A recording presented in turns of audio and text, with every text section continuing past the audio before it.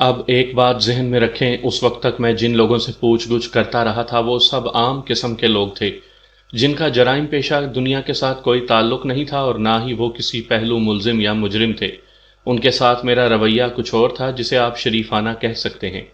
ان لوگوں کو میں ڈرا دھمکا تو لیتا تھا لیکن حتی الامکان تشدد سے بچائے رکھتا تھا، لیکن اب جو دو مشتبہ، ایک وعدہ معاف گواہ اور دوسرا اس کا ساتھی میرے سامنے آئے تھے، ان کے ساتھ میرا رویہ بالکل ہی مختلف تھا۔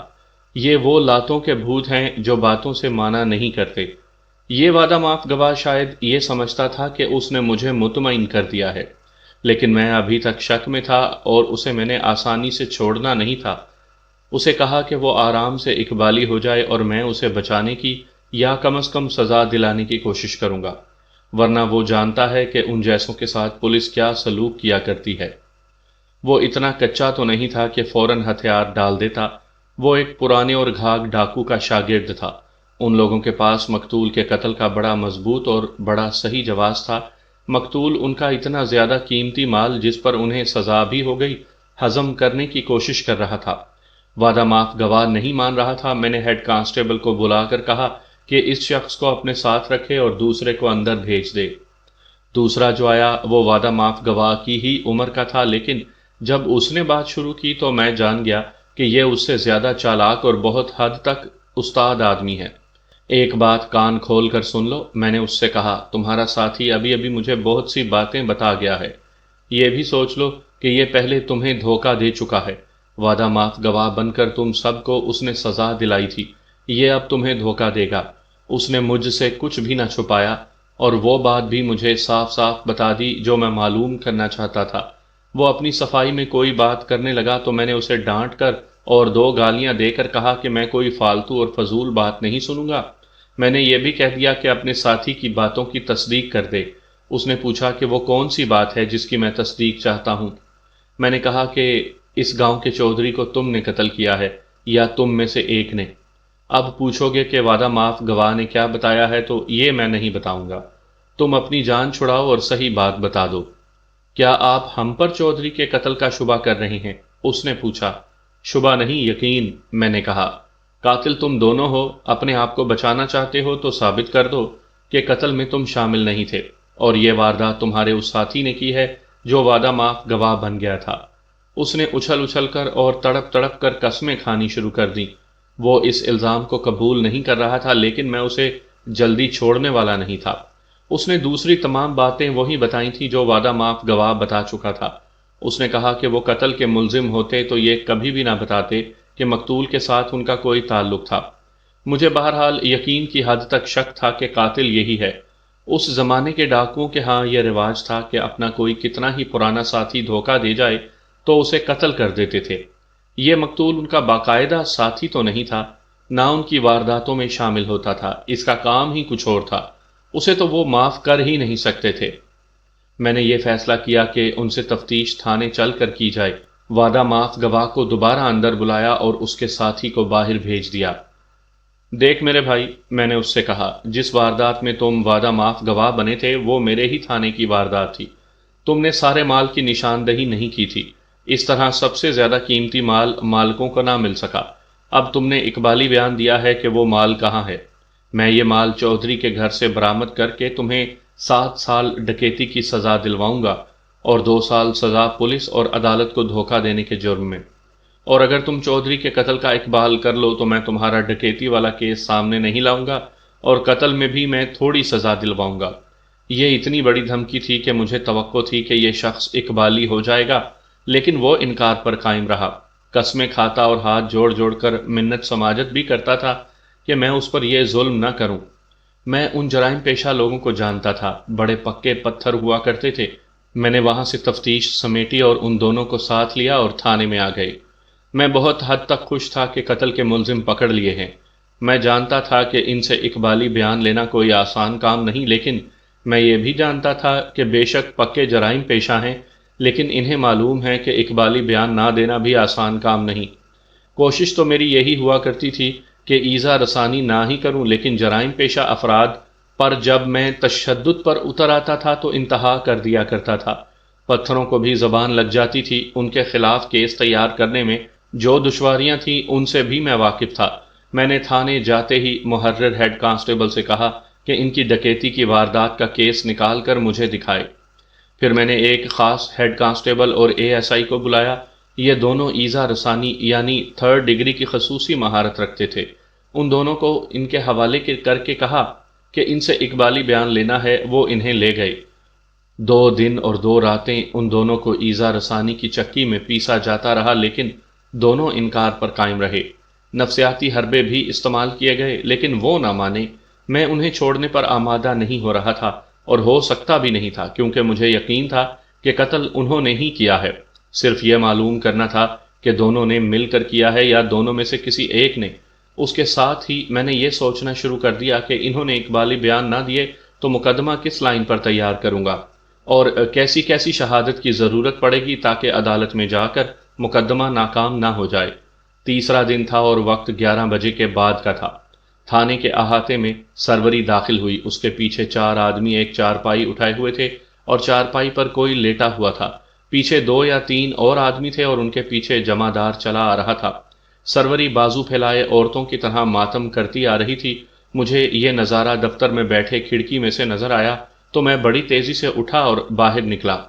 ان لوگوں نے چارپائی برآمدے میں رکھی تو میں نے دیکھا کہ اس پر ایک نوخیز لڑکی لیٹی ہوئی تھی، اور وہ بڑی ہی خوبصورت لڑکی تھی۔ یہ تو میں نے سب سے پہلے دیکھا تھا کہ وہ مری ہوئی نہیں بلکہ زندہ تھی۔ وہ سانس لے رہی تھی۔ اس کے ماتھے پر ضرب کا نشان تھا۔ یہ لاٹھی یا موٹے ڈنڈے کی ضرب معلوم ہوتی تھی۔ سروری چیخ چلا رہی تھی، باپ نے بیٹی کو مار ڈالا ہے، یہ دیکھیں، بیٹی کو اس باپ نے مار ڈالا ہے۔ اس کے ساتھ وہ سینہ کوبی بھی کرتی تھی۔ وہ ماتمی کیفیت میں بھی تھی اور غصے کی کیفیت میں بھی۔ اس کا جمعدار خاوند چارپائی کے پاس کھڑا مجھے دیکھ رہا تھا۔ میں نے اے ایس آئی کو بلا کر کہا کہ لڑکی کو فوراً ہسپتال لے جائے۔ مضروب لڑکی کو اس طرح ہسپتال بھجوانا قاعدے قانون کے بالکل خلاف تھا۔ پولیس کا صحیح طریقہ یہ تھا کہ میں لڑکی کے جسم کا معائنہ کر کے ساری چوٹیں لکھتا اور باقاعدہ کاغذات تیار کر کے لڑکی کو ہسپتال بھجواتا، لیکن میں نے سروری کی چیخ و پکار سے اور جمعدار کی وہاں موجودگی سے محسوس کر لیا تھا کہ یہ گھریلو معاملہ ہے اور باپ نے بیٹی کو زد و کوب کیا ہوگا، اور مجھے یہ باقاعدہ کیس نہیں بنانا چاہیے۔ میں پہلے میاں بیوی کی باتیں سننا چاہتا تھا۔ میں دونوں کو دفتر میں لے گیا اور دروازہ بند کر کے انہیں بٹھایا۔ سروری نے اور ہی زیادہ چیخ و پکار شروع کر دی، اور اب وہ خاوند کو کوس بھی رہی تھی۔ خاوند بالکل ہی خاموش بے بسی کے عالم میں مجھے دیکھ رہا تھا۔ میں نے سروری کو گرج کر ڈانٹا اور کہا کہ وہ چپ نہیں ہوگی تو میں اسے حوالات میں بند کر دوں گا۔ تب وہ چپ ہوئی۔ آپ میرے گاؤں میں تفتیش کر کے آئے ہیں؟ جمعدار نے بڑے تحمل سے بات شروع کی۔ آپ کو سارے حالات کا پتہ چل گیا ہے، اور میرے گھر کے حالات کا بھی۔ آپ کے ساتھ میری بڑی لمبی باتیں ہوئی تھیں۔ میں اس عورت کو راہ راست پر نہیں لا سکا، نہ کوئی اور لا سکے گا۔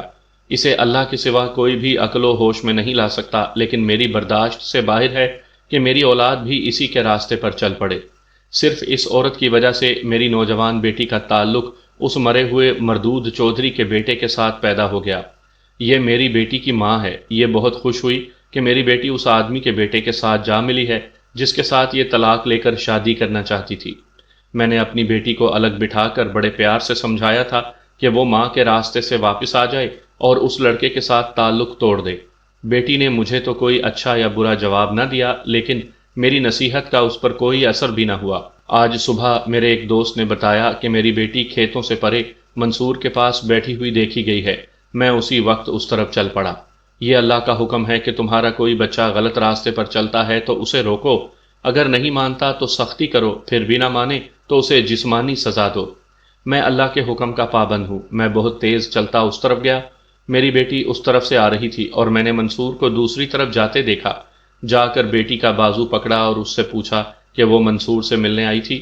بیٹی نے بڑی ڈھٹائی سے جواب دیا کہ ہاں، میں اسی سے ملنے آئی تھی۔ میں نے اسے گھر لا کر بہت مارا پیٹا، اور اس کے ماتھے پر جو چوٹ ہے وہ اس طرح آئی ہے کہ میں نے اسے بازو سے پکڑ کر زور سے گھمایا تو اس کا ماتھا دیوار کے ساتھ لگا اور یہ ضرب نظر آ رہی ہے۔ اگر یہ مر جاتی تو میں اس کی لاش اٹھا کر خود تھانے آ جاتا۔ اس پر میری بیوی نے باہر نکل کر ایسی چیخ و پکار کی کہ سارا گاؤں اکٹھا ہو گیا۔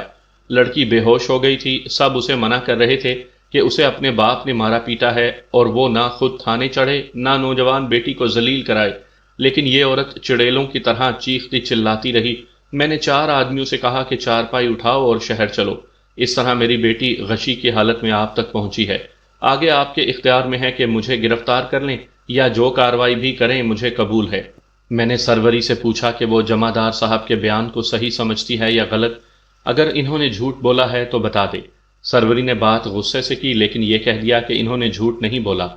اس کی اسی بات پر میں اس پر برس پڑا اور شرم دلانے کے لیے کچھ بیہودہ باتیں بھی کہہ ڈالیں، یہاں تک کہہ گزرا کہ اپنے اس یار کا انجام دیکھو، اللہ سے ڈرو، تمہارا انجام اس سے برا ہو سکتا ہے۔ بے غیرت عورت، میں نے کہا، کیا تم اس معزز اور نیک خاوند کو سزا دلوانا چاہتی ہو؟ کیا تم یہ امید لے کر یہاں آئی ہو کہ میں انہیں حوالات میں بند کر دوں گا؟ قانون انگریز کا ہے، لیکن اس قانون نے مجھے بھی کچھ اختیار دیے ہیں۔ یہ بھی ذہن میں رکھ لو کہ میں ہندو یا عیسائی یا سکھ نہیں، میں مسلمان ہوں، اور ایک مسلمان گھر کی عزت برباد نہیں ہونے دوں گا۔ سروری تو بڑی ڈھیٹ عورت تھی، لیکن میں یہ دیکھ کر حیران رہ گیا کہ اس کی آنکھوں میں آنسو آ گئے تھے اور پھر اس نے سر جھکا لیا۔ میں یہ نہیں بتا سکتا کہ اس کے آنسو مقتول کے غم میں نکلے تھے یا ندامت کے آنسو تھے۔ میں نے اسے بخش دیا ہے، جمعدار نے کہا، اپنے گھر کا معاملہ اللہ کے سپرد کر دیا ہے، اللہ کے ہاں انصاف ہے، بے انصافی نہیں۔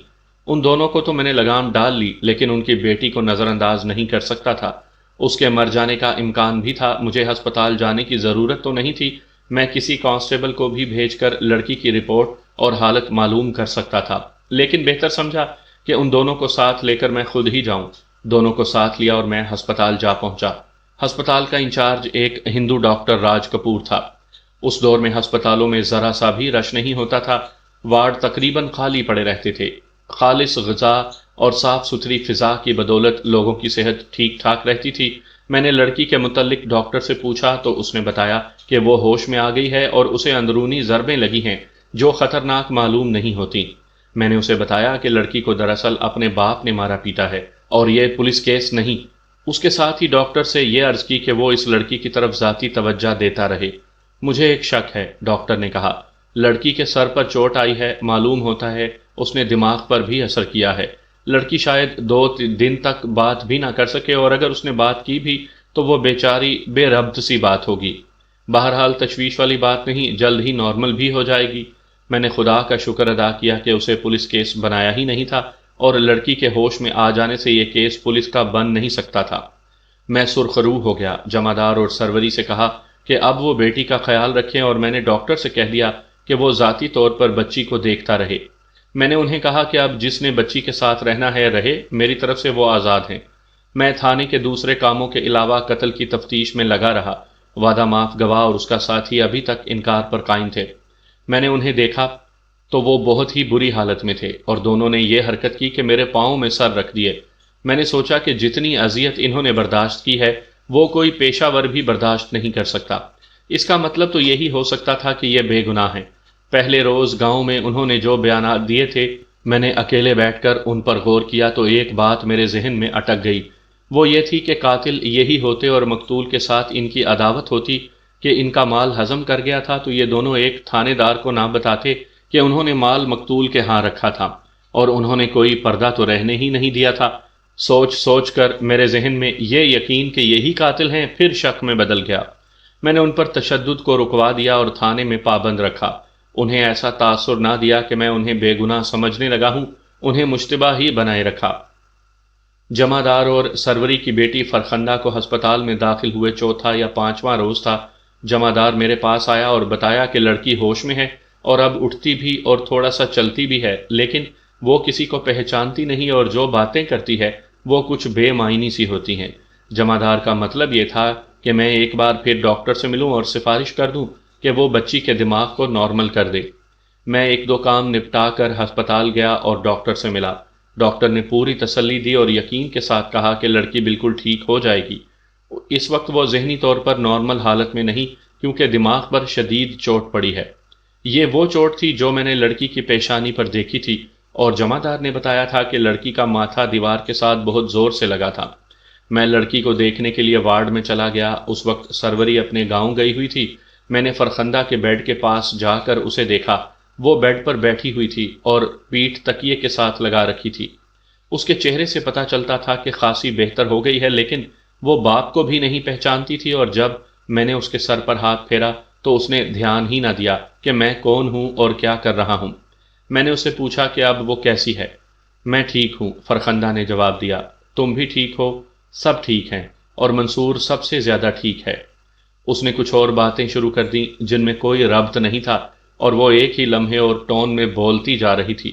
منصور کا نام بار بار لیتی تھی۔ جمعدار معلوم نہیں کیوں وارڈ سے نکلا اور برآمدے میں جا کھڑا ہوا۔ میں نے ویسے ہی فرخندہ سے کہا کہ وہ منصور کو کیوں بار بار یاد کرتی ہے۔ تو پھر کیا میں تمہیں یاد کروں؟ اس نے کہا۔ کیا تم نے اپنے باپ کا گلا گھونٹا ہے؟ اس کی اس بات سے میں بڑی شدت سے چونکا، اور پھر منصور کا نام لے کر لڑکی سے کہا کہ کون ہے وہ جو اپنے باپ کا گلا گھونٹ سکتا ہے؟ ایسا بہادر صرف منصور ہے۔ فرخندہ نے ٹون بدلے بغیر کہا۔ میرے پیچھے اس نے اپنے باپ کو مار ڈالا ہے۔ میں نے اسے مختلف سوالوں کے ذریعے کریدنے کی کوشش کی، لیکن اس نے بڑی بے ربط باتیں شروع کر دی تھیں۔ میں وہاں سے اٹھا اور جمعدار سے کہا کہ میں مصروف ہوں اور اب جاتا ہوں۔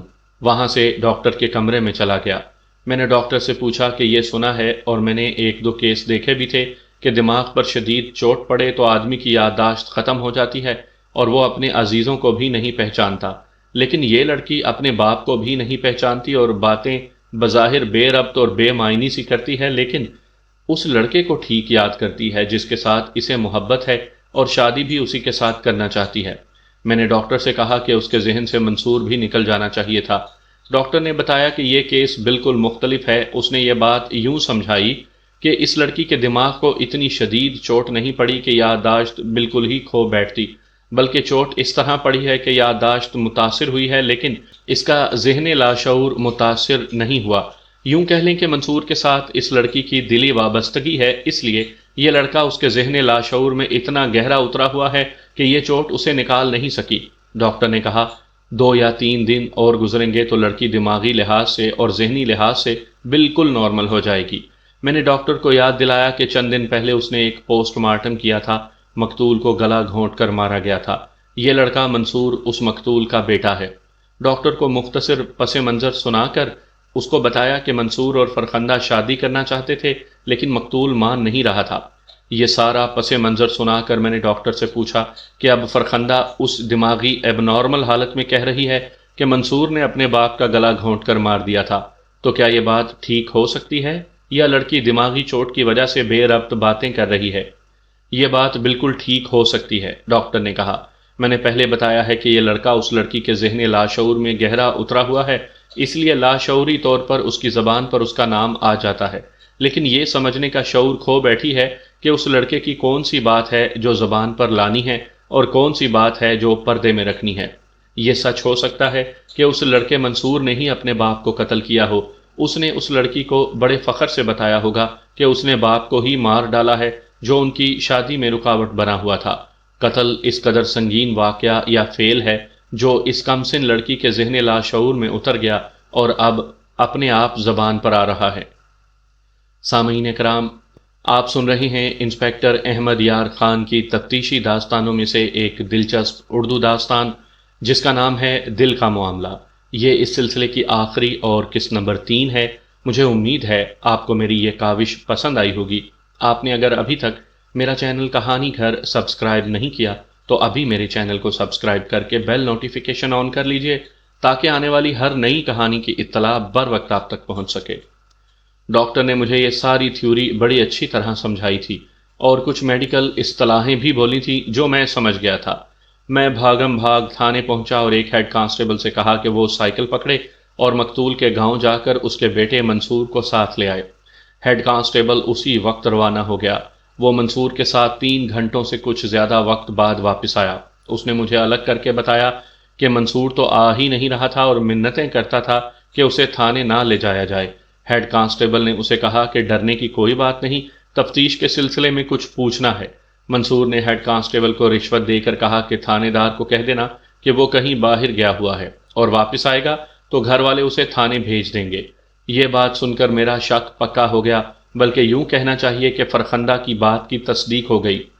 منصور جب میرے سامنے آ بیٹھا تو اس کے چہرے کا رنگ لاش کی طرح ہو گیا تھا، اور میں نے جب اس سے خیریت پوچھی تو اس کے منہ سے بات بھی نہیں نکل رہی تھی۔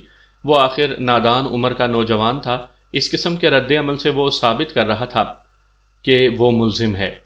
دیکھ منصور، میں نے بڑے پیار سے کہا، میں حیران ہوں کہ تم جیسا مضبوط دل والا نوجوان اتنا ڈرا ہوا کیوں ہے؟ تم نے ذیلدار سے یہ الفاظ کہے تھے کہ میں اپنے باپ کا گلا گھونٹ دوں گا، پھر تم نے فرخندہ کی ماں سروری سے بھی یہی الفاظ کہے تھے۔ نہیں نہیں جی نہیں، میں نے، منصور نے واویلا مچا دیا، لیکن اس کی زبان سے الفاظ نہیں نکل رہے تھے اور وہ ہکلا رہا تھا۔ میں نے نہیں کہا تھا، خدا کی قسم، مجھے گھر جانے دیں، میں گلا نہیں گھونٹ سکتا۔ میں اس کی وہ کیفیت جو ہوئی الفاظ میں بیان نہیں کر سکتا۔ یہ چند الفاظ بطور نمونہ بتا رہا ہوں، لیکن آپ نہیں سمجھ سکیں گے اس کی حالت کتنی بگڑ گئی تھی۔ وہ بار بار دروازے کی طرف دیکھتا تھا جیسے بھاگ جانے کا راستہ دیکھ رہا ہو۔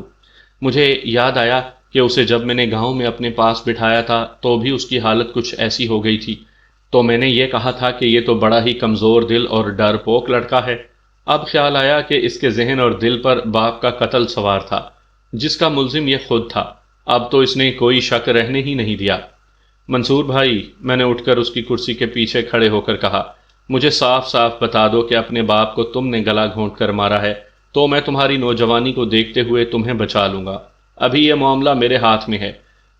نہیں، میں ایسی بات نہیں کروں گا۔ وہ اٹھ کر کھڑا ہوا اور بولا، آپ کا کیا اعتبار؟ میں کہہ دوں کہ باپ کو میں نے قتل کیا ہے تو اس کی کوئی ضمانت نہیں کہ آپ مجھے حوالات میں بند کر دیں گے، پھر مجھے پھانسی کی سزا ہو جائے گی۔ میرے سامنے تو وہ دودھ پیتا بچہ تھا۔ میں نے اپنے انداز سے اسے اپنے اثر میں لینا شروع کر دیا۔ تقریباً آدھا گھنٹہ گزر گیا تو وہ یک لخت پھٹ پڑا۔ ہاں ہاں، باپ کو میں نے گلا گھونٹ کر مارا ہے، اس نے ایسی حالت میں کہا جیسے وہ ہوش و حواس کھو بیٹھا ہو۔ جاؤ کر لو جو میرے خلاف کرنا ہے، میں نے کہا تھا کہ اس باپ کا گلا گھونٹ دوں گا۔ اسے نارمل حالت میں لانے کے لیے میں نے کم و بیش 1.5 گھنٹہ صرف کر ڈالا۔ اسے جھوٹی تسلیاں دی، حوصلہ مضبوط کیا اور جھوٹا وعدہ کیا کہ اسے بری کروا لوں گا۔ اس نے اقبالی بیان دے دیا۔ اس کا بیان یہاں سنانے کی ضرورت رہی نہیں۔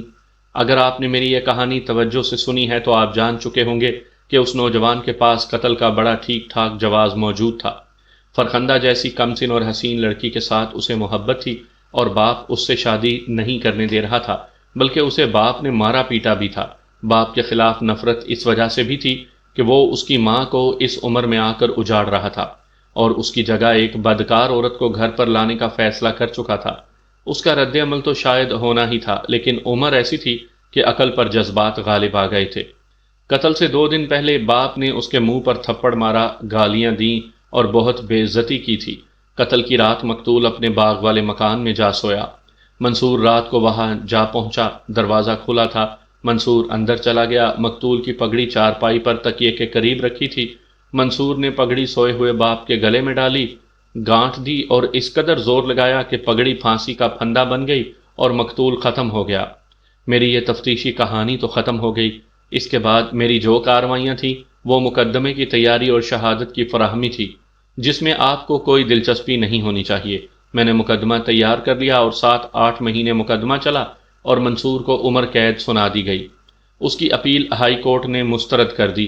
سیشن کورٹ نے جب منصور کو عمر قید سنا دی تھی اور ہائی کورٹ میں اپیل دائر ہوئی تھی، اس وقت ایک دن جمع دار مجھے ملنے تھانے میں آیا۔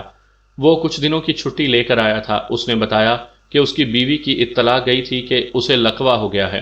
جمع دار 7-8 دنوں کی چھٹی لے کر پہنچا۔ اس نے بتایا کہ سروری کا منہ نمایاں طور پر ٹیڑھا ہو گیا ہے اور اس کا اثر بائیں بازو میں بھی چلا گیا ہے۔ اس نے کہا کہ اب سروری بھکاریوں کی طرح معافیاں مانگتی ہے اور کہتی ہے کہ باقی عمر اس کی غلامی میں گزارے گی۔ جمع دار اب سروری کو اور بچوں کو ساتھ لے کر جا رہا تھا اور وہاں اس کا علاج CMH میں کروانا تھا۔ ملک صاحب، جمع دار نے کہا، میں نے بیوی کو صرف ایک بات سمجھائی ہے۔ میں نے اسے کہا ہے کہ دل کا جو بھی معاملہ ہوتا ہے اسے اپنا اور اپنے دل کے معاملہ ہی نہ سمجھو۔ ہر معاملہ اللہ کا ہوتا ہے اور فیصلہ اور انصاف وہی کرتا ہے۔ میں نے اسے اس کی بیٹی فرخندہ کے متعلق پوچھا۔ اس نے بتایا کہ وہ تو سمجھو ختم ہی ہو گئی ہے۔